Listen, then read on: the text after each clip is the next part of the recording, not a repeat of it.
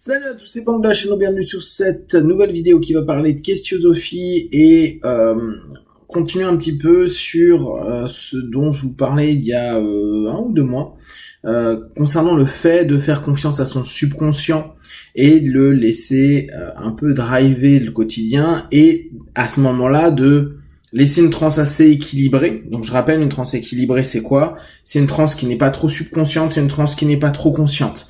C'est tenter d'être le plus en communication juste avec son subconscient et à l'inverse de tout choisir, décider plutôt que choisir avec le conscient, laisser à ce moment-là, en tout cas dans ce que je vous propose, le subconscient driver. Alors, comme je vous avais dit, il y a des feedbacks qui sont un peu curieux. Je vous avais parlé de la route. C'est aussi dans les relations avec les autres et dans les comportements que moi je peux avoir. Je me rends compte que j'ai des comportements subconscients qui sont absolument associables. Mais ça, bon, déjà par nature, je le sais que je suis pas hyper sociable.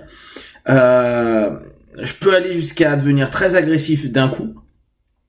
Et même sur le quotidien, je sens que dans le subconscient, en tout cas quand je laisse aller le subconscient, il y a beaucoup de notions qu'on peut pas appeler positives, qui sont plutôt des tensions internes et des éléments qui sont pas toujours, j'allais dire bienveillants, en tout cas dans la notion première de ce qu'on pourrait ressentir sur le subconscient, où on se dit depuis longtemps, soit il est absolu et total, il est génial, soit c'est un enfant de 5 ans, et là je serais plus dans un adolescent qui saoule un petit peu avec des variations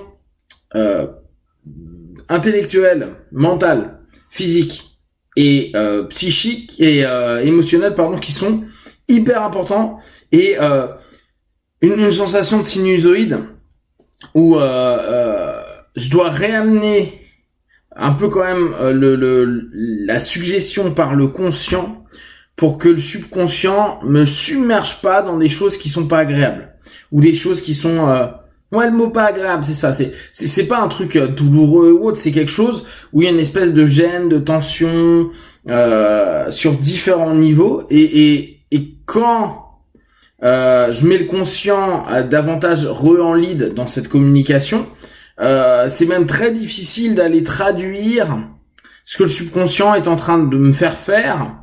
Donc, subconscient, cette partie de moi, ce que je suis en train de faire à ce moment-là, mais je scinde à ce moment-là pour vous donner une cartographie. Pensez toujours, qu'importe que ce soit mon conscient ou mon subconscient, ou mon inconscient, ça reste toujours moi. Chose intéressante d'ailleurs, c'est dans ce cas-là, le questionnement est: est-ce que c'est mon subconscient qui a fait dire à mon conscient qu'il serait intéressant de faire une expérience de laisser le subconscient driver, ou est-ce que c'est vraiment une notion consciente de volonté d'expérience via le subconscient?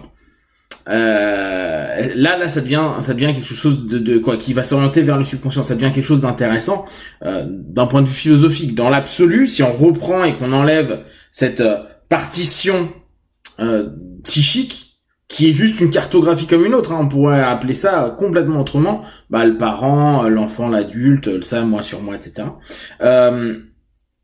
Mon moi entier, quand je suis dans ce type de transe-là, à laisser davantage le subconscient driver, c'est pas plus agréable, c'est pas plus sympa, et j'ai pas des décisions qui sont forcément plus positives, ou en tout cas qui m'apportent plus de choses à court, moyen ou long terme. Donc ça m'a fait moi continuer ma réflexion sur ce qu'est le subconscient, à savoir que on reste toujours, en tout cas je vous invite à toujours rester sur une idée qui est qu'on ne sait pas.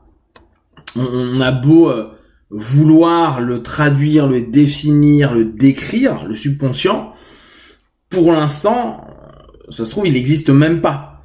C'est ça qui est génial. Donc, restons toujours open là-dessus. Deux chemins. Le chemin plutôt Gil Boyne, Milton Erickson et pas mal d'hypno, le subconscient est illimité, extraordinaire, etc. La notion plus hellmanienne, le subconscient a 5 ans. Et là où j'en suis actuellement, et c'est vraiment une proposition de réflexion, c'est est-ce que le subconscient ne grandit pas, n'évolue pas en même temps que nous? Alors, est-ce que c'est en même temps ou est-ce que c'est un peu en décalé? Comme je vous dis, là, j'ai un peu l'impression d'avoir un adolescent qui drive avec des variations qu'on peut avoir parfois liées à nos hormones à l'adolescence ou avec des fonctionnements cognitifs qui y ressemblent. Et dans ce cas-là, si notre subconscient évolue, donc ça veut dire qu'il n'est pas absolu et qu'il ne reste pas un gosse, qu'avec nous, il évolue, il est ouvert à plus de possibilités dans le sens où peut-être il a plus rapidement connexion à nos mémoires à long terme, à nos patterns, à nos valeurs, à nos croyances, etc., etc.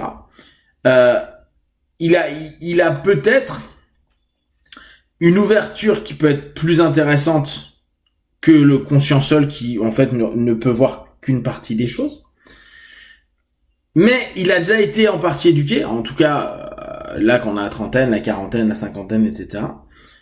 Se dire, voilà, il a déjà été éduqué.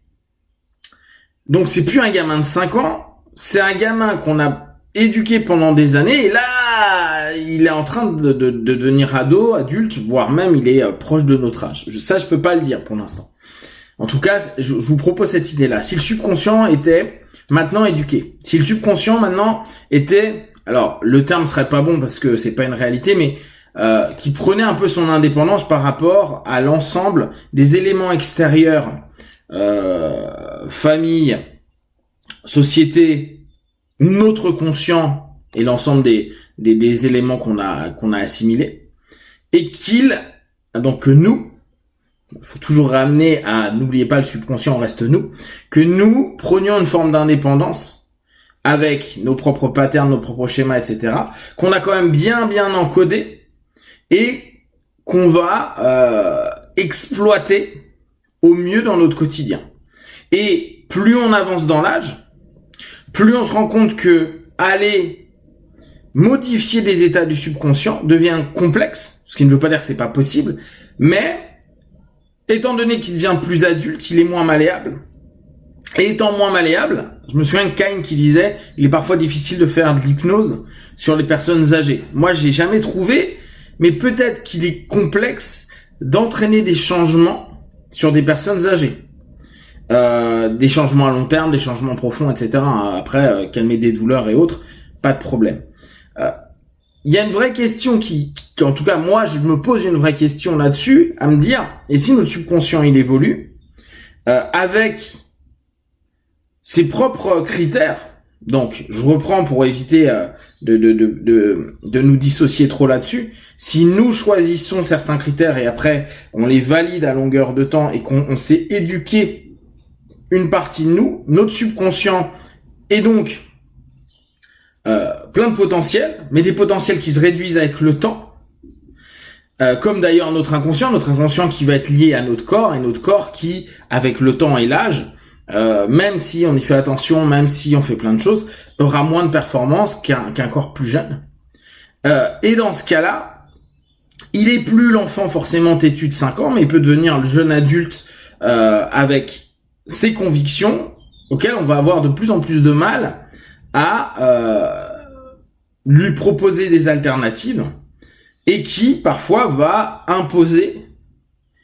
Avant, l'enfant c'était peut-être en criant, en gueulant, en étant un peu chiant, et ben là c'est imposé par la force qu'il a, la prise de conscience. Alors un subconscient qui a une prise de conscience, c'est un peu alambiqué ce que je vous dis, mais avec cette notion de je sais que c'est moi qui peux l'idée.